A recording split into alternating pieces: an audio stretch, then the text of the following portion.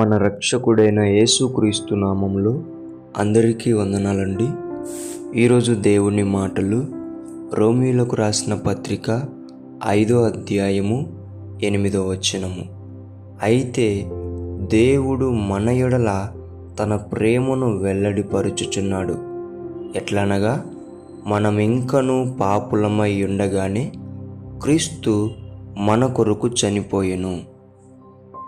ప్రియమైన దేవుని బిడ్డలారా, బాగా గమనించండి.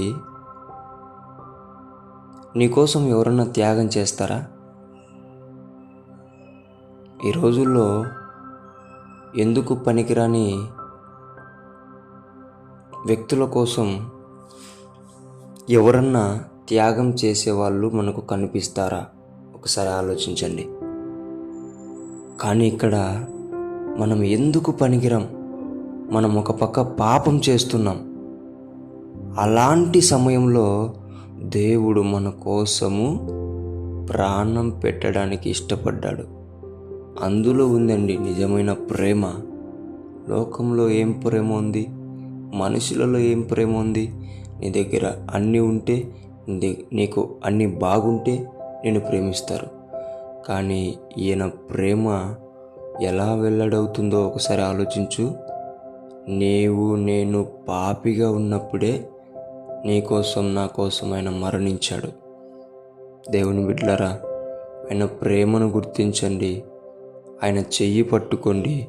విడవకోకుండా ఆయనతో పాటు జీవించాలని దేవుని పేట మనవి చేసుకుంటున్నాను. దేవుడి మాటలను దీవించునుగాక. ప్రార్థిద్దాం.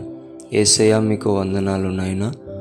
ఎవరైతే ప్రభువా నీ ప్రేమను తెలుసుకోలేక ఉంటున్నారో వారందరికీ కూడా తెలియజేయండి నాయన. మనుషులు అన్నీ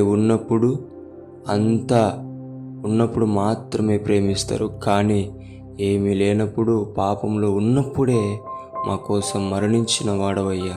నీ ప్రేమను గుర్తించేలా మనోనేత్రమును వెలిగించమని యేసు నామములో ప్రార్థిస్తున్నాం తండ్రి. ఆమేన్.